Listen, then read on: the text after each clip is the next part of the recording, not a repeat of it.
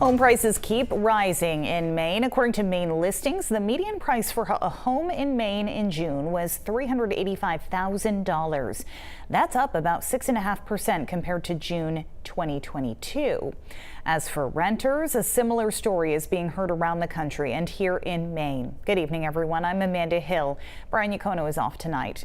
With high price tags for rental units and only a certain amount of hours in a work week, many are still struggling to keep up with rising prices. News Center Maine's Caroline LaCour breaks down a recent study that outlines answers to why renting can at sometimes seem unreachable.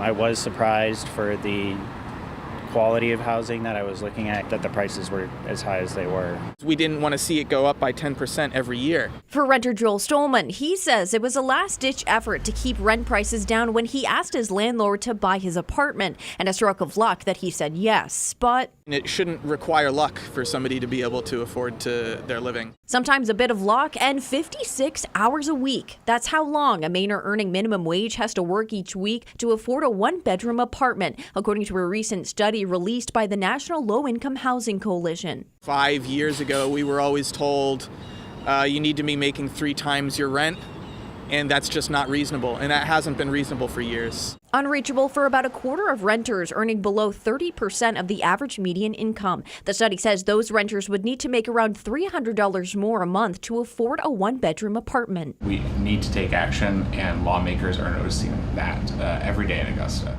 Maine Affordable Housing Coalition Policy Director B.J. McCollister says it's a lack of supply that's the root of the problem.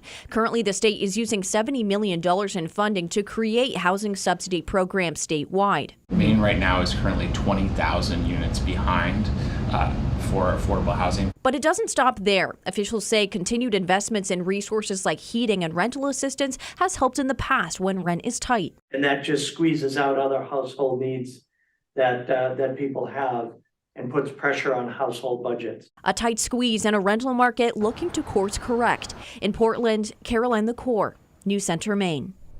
If you're interested in reading the full study, we will have that linked on our website and our News Center Maine app.